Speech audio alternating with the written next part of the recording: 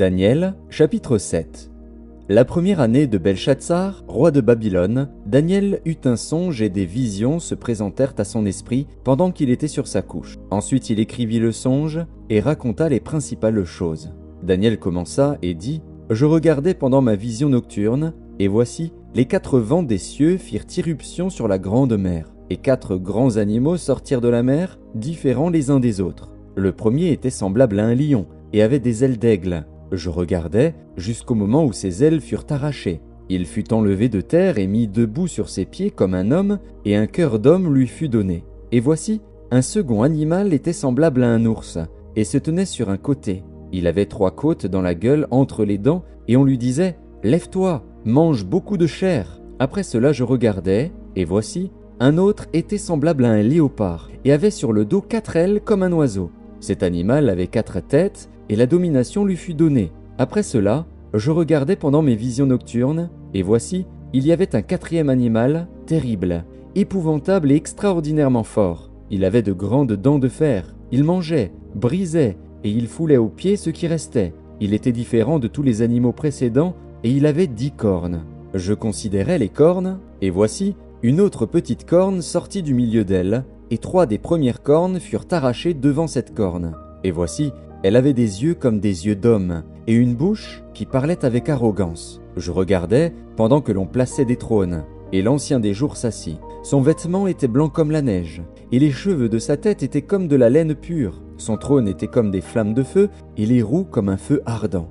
Un fleuve de feu coulait et sortait de devant lui. 1000 milliers le servaient, et 10 000 millions se tenaient en sa présence. Les juges s'assirent, et les livres furent ouverts. Je regardais alors, à cause des paroles arrogantes que prononçait la corne, et tandis que je regardais, l'animal fut tué, et son corps fut anéanti, livré au feu pour être brûlé. Les autres animaux furent dépouillés de leur puissance, mais une prolongation de vie leur fut accordée jusqu'à un certain temps. Je regardais pendant mes visions nocturnes, et voici, sur les nuées des cieux arriva quelqu'un de semblable à un fils de l'homme. Il s'avança vers l'Ancien des jours, et on le fit approcher de lui. On lui donna la domination, la gloire et le règne, et tous les peuples, les nations et les hommes de toute langue le servirent. Sa domination est une domination éternelle qui ne passera point, et son règne ne sera jamais détruit. Moi, Daniel, j'eus l'esprit troublé au-dedans de moi, et les visions de ma tête m'effrayèrent. Je m'approchai de l'un de ceux qui étaient là, et je lui demandai ce qu'il y avait de vrai dans toutes ces choses.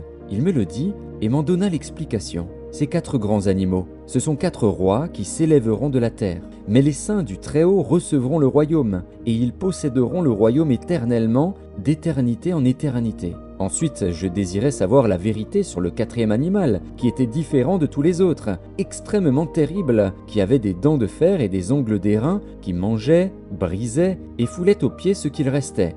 Et sur les 10 cornes qu'il avait à la tête, et sur l'autre qui était sortie et devant laquelle 3 étaient tombés, sur cette corne qui avait des yeux, une bouche parlant avec arrogance et une plus grande apparence que les autres, je vis cette corne faire la guerre aux saints, et l'emporter sur eux, jusqu'au moment où l'Ancien des jours vint donner droit aux saints du Très-Haut, et le temps arriva où les saints furent en possession du royaume.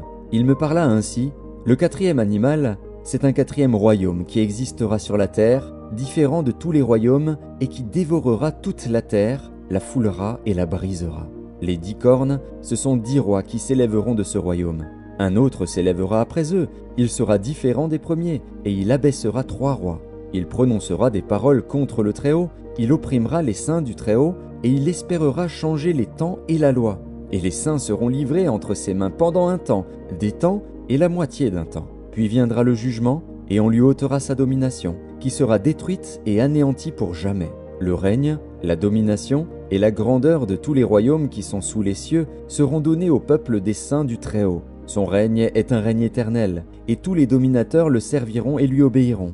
Ici finirent les paroles. Moi, Daniel, je fus extrêmement troublé par mes pensées. Je changeais de couleur, et je conservais ces paroles dans mon cœur.